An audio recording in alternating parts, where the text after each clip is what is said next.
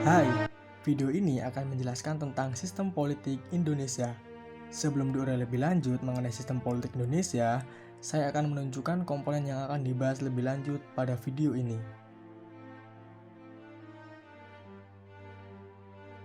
Sistem politik Indonesia, struktur politik Indonesia, badan eksekutif, legislatif, dan yudikatif, fungsi sistem politik, budaya politik Indonesia, partisipasi politik, perjalanan demokrasi di Indonesia, proses politik Indonesia, birokrasi, dan teori sistem David Easton.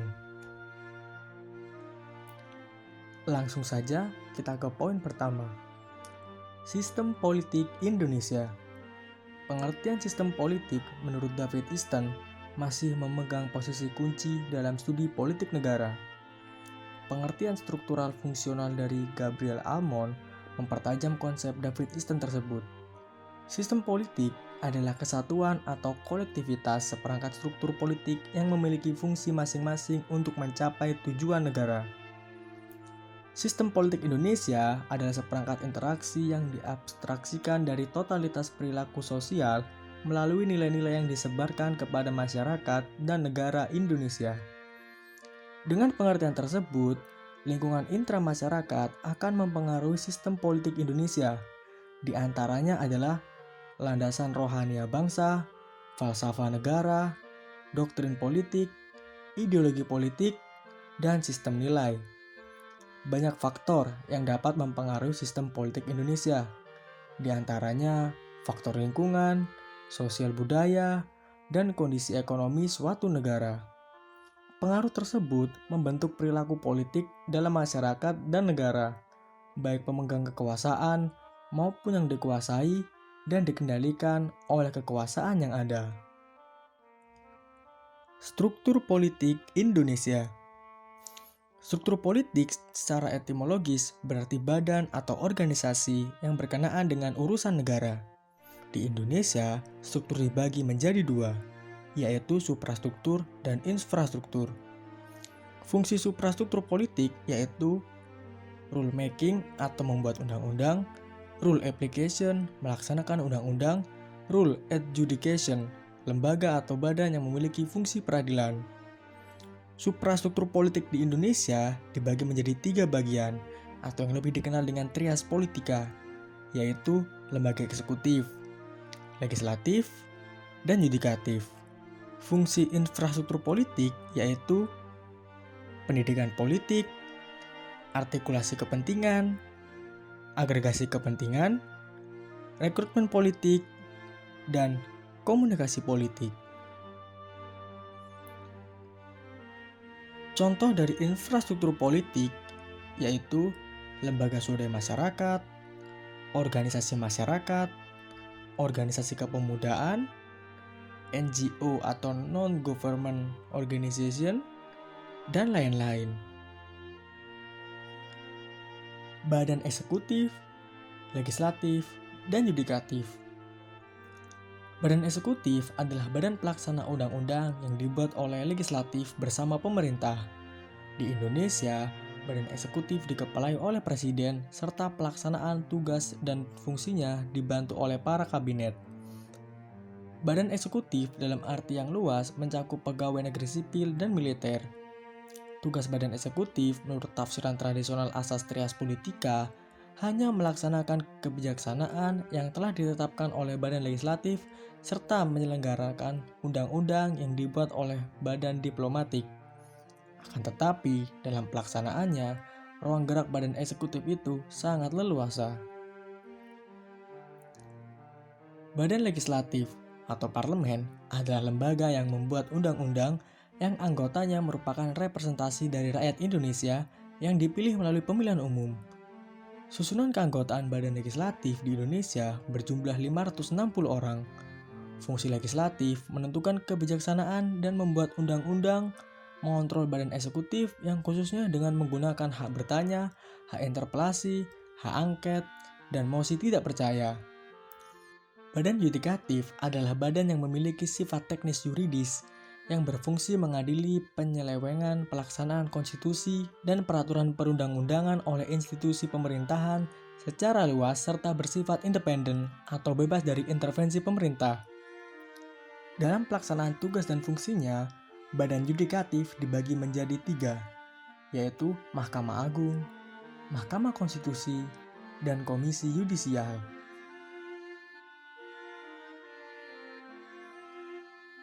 Fungsi sistem politik sebagai sosialisasi politik, yaitu suatu proses yang dilalui seseorang dalam menentukan sikap terhadap fenomena politik yang berlaku pada masyarakat yang berada pada saat ini.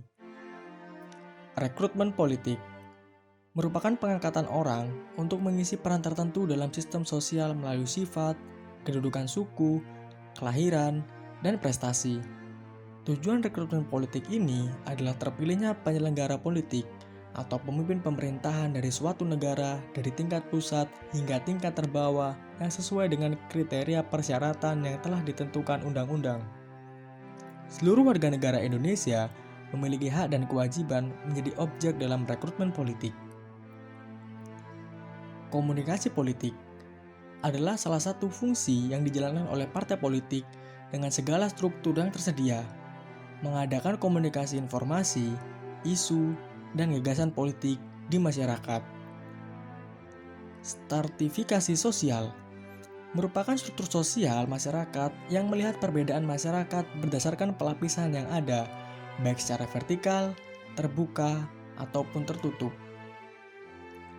Input dan output sistem politik Indonesia. Input dalam sistem politik dibagi menjadi 2, yaitu dukungan dan tuntutan. Tuntutan sebagai konsekuensi dari kelangkaan atas berbagai sumber yang langka dalam kebutuhan masyarakat yang belum merata. Dan dukungan dapat diartikan upaya menjalani dan mendukung keberadaan sistem politik agar tetap terus berjalan. Output sistem politik meliputi keputusan dan tindakan. Adapun tindakan yang dimaksud implementasi konkret atau tindakan yang nyata yang dilakukan pemerintah atas keputusan yang telah disepakati. Budaya politik Indonesia. Budaya politik merupakan sistem nilai dan keyakinan yang dimiliki bersama oleh masyarakat. Menurut beberapa ahli, budaya politik adalah pola tingkah laku individu dan orientasinya terhadap kehidupan politik yang dihayati oleh anggota sistem politik. Budaya politik meliputi masalah legitimasi, pengaturan kekuasaan, proses pembuatan kebijakan, pemerintahan, kegiatan parpol, perilaku aparat negara, serta sikap masyarakat terhadap kekuasaan yang memerintah. Budaya politik secara garis besar dapat dibedakan dalam 3 hal, yaitu budaya politik apatis, budaya politik mobilisasi, dan budaya politik partisipatif.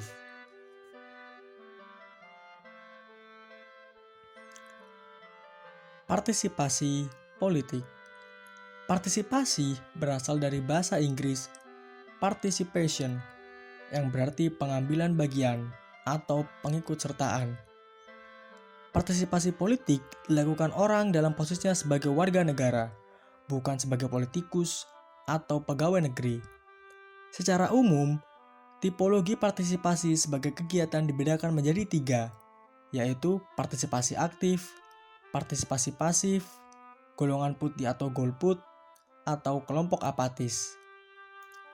Kegiatan partisipasi politik warga negara memberikan dampak yang cukup penting terhadap tatanan politik dan kelangsungan hidup suatu negara, terutama dalam mendekati tujuan yang hendak dicapai suatu negara. Perjalanan demokrasi di Indonesia. Demokrasi adalah pemerintahan negara oleh rakyat dan untuk rakyat. Artinya bahwa rakyat memerintah dengan perantara dari wakil-wakilnya serta kemauan rakyatlah yang harus dipenuhi terlebih dahulu. Demokrasi bertujuan mewujudkan kedaulatan rakyat atas negara untuk dijalankan oleh pemerintahan negara tersebut. Negara atau pemerintah dalam menjalankan tata pemerintahannya dikatakan demokratis dapat dilihat dari 6 aspek, yaitu masalah pembentukan negara, dasar kekuasaan negara, susunan kekuasaan negara, masalah kontrol rakyat. Salah satu pilar demokrasi adalah prinsip trias politika yang membagi ketiga kekuasaan politik negara, yaitu eksekutif, yudikatif, dan legislatif. Kemudian, pelaksanaan demokrasi di Indonesia dapat dibagi menjadi beberapa periode sebagai berikut.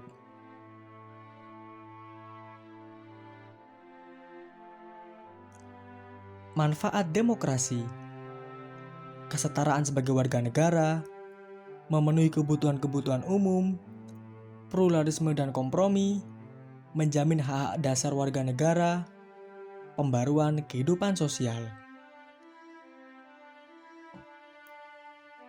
Proses politik Indonesia. Proses politik di Indonesia mengalami perubahan yang progresif. Dalam perjalanan sejarah yang dinamis, demokrasi di Indonesia menganut beberapa sistem, yaitu sebagai berikut. Demokrasi liberal dikenal sebagai demokrasi parlementer karena berlangsung dalam sistem pemerintahan parlementer ketika berlakunya Undang-Undang Dasar 1945 periode pertama. Beberapa hal yang melekat dalam demokrasi liberal yakni penyaluran tuntutan yang terlihat sangat intens dan melebihi kapasitas sistem yang hidup, terutama kapasitas atau kemampuan sistem politik resmi. Keyakinan atas hak manusia yang demikian tinggi sehingga menumbuhkan kesempatan dan kebebasan luas dengan segala eksesnya. Kemudian dari segi gaya politik dan gaya kepemimpinan, dan gaya politiknya cenderung bersifat ideologis. Demokrasi terpimpin. Beberapa hal yang melekat di dalam demokrasi terpimpin, yakni besarnya tuntutan yang melebihi kapasitas masih berlanjut. Pemerintah cenderung lebih berperan dalam bidang ekstraktif dan distributif. Kemudian, gaya politik era ini, ideologi masih tetap mewarnai, walaupun masih dibatasi secara formal melalui Perpres tentang syarat-syarat dan penyederhanaan kepartaian. Demokrasi Pancasila. Demokrasi Pancasila merupakan revolusi dari dua demokrasi yang telah dijelaskan sebelumnya. Beberapa hal yang melekat di dalam demokrasi Pancasila, yakni penyaluran tuntutan yang hidup di dalam masyarakat menunjukkan keseimbangan. Pemerintah memegang peranan besar dalam bidang ekstraktif dan distributif yang menyangkut komoditi pokok. Kemudian, gaya politik yang ideologis tidak ada lagi, dan diganti dengan gaya intelektual yang pragmatik.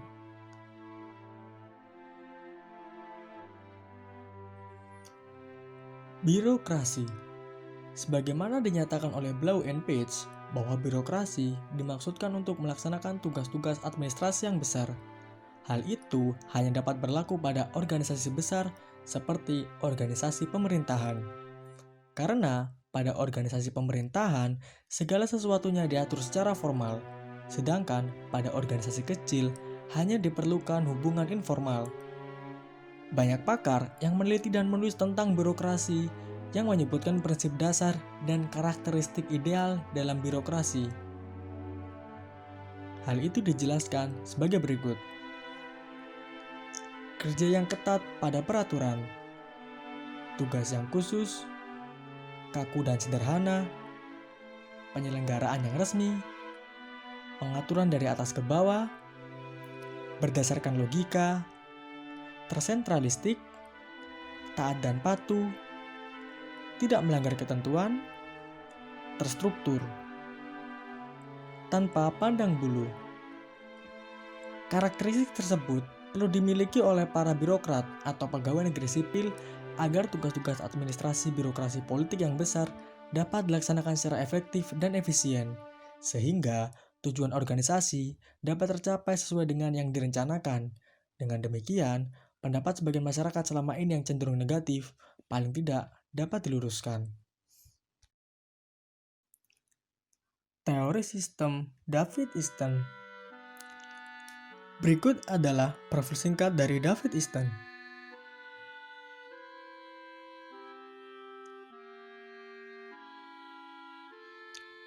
Dan ini adalah profil singkat dari Gabriel Almond.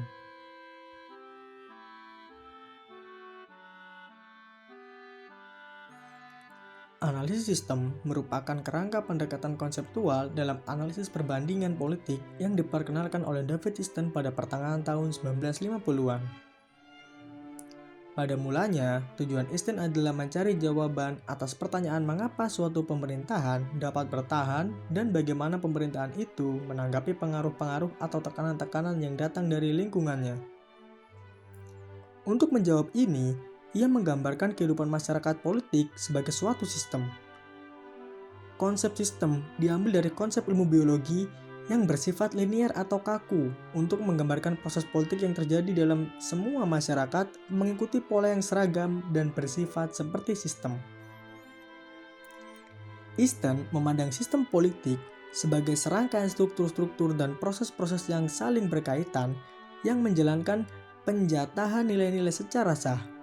Jadi, kegiatan-kegiatan lain yang tidak bersangkut paut dengan proses penjatahan nilai-nilai itu tidak termasuk dalam sistem politik dan dianggap variabel-variabel eksternal.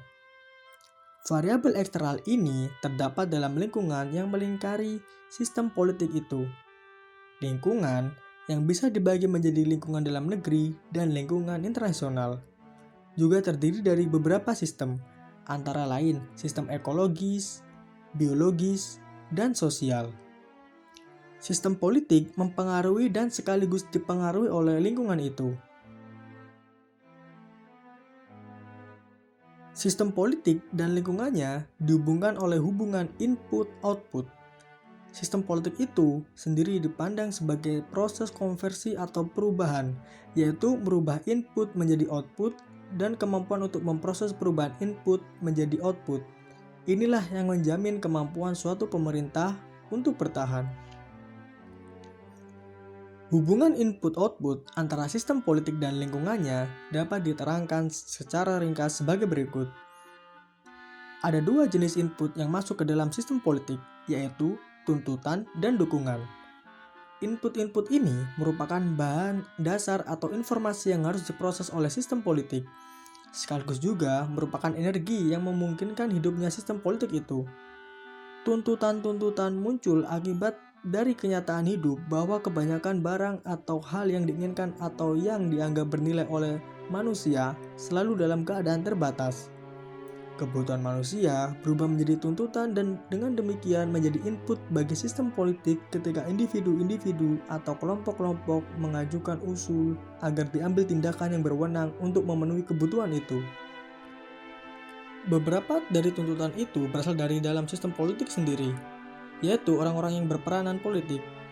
Input berwujud dukungan, memungkinkan sistem politik untuk melaksanakan tugasnya memenuhi tuntutan. Perilaku mendukung itu bisa berbentuk tindakan atau sikap terbuka atau terselubung yang mempunyai akibat mendukung sistem politik.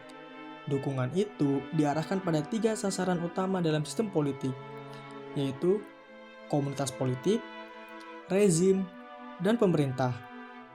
Sistem politik berusaha mempertahankan aliran arus dukungan yang sangat diperlukan sebagai energi untuk merubah tuntutan-tuntutan dari lingkungan menjadi keputusan-keputusan pemerintahan. Melalui dua cara, yaitu dengan menciptakan output yang bisa memenuhi tuntutan anggota masyarakat dan dengan melakukan sosialisasi politik. Output dari sistem politik berwujud keputusan-keputusan dan pelaksanaannya yang mengalokasikan hal-hal bernilai. Output-output ini bisa menciptakan dukungan di kalangan masyarakat terhadap sistem politik, baik dengan cara memenuhi tuntutan atau dengan menunjukkan ancaman sanksi bagi yang tidak mendukung. Tetapi, suatu sistem politik mungkin saja tetap bertahan, walaupun mungkin kemampuannya dalam memenuhi tuntutan sangat rendah atau kemampuan untuk mengenakan sanksi hukuman secara paksa sangat terbatas. Apabila anggota masyarakat, akibat proses sosialisasi politik, menganggap bahwa sistem politik itu memiliki keabsahan atau legitimasi dan output yang dihasilkan cukup memiliki wewenang. Jika teori David Easton diadopsi ke dalam sistem politik Indonesia, maka kurang lebih gambarannya adalah seperti ini.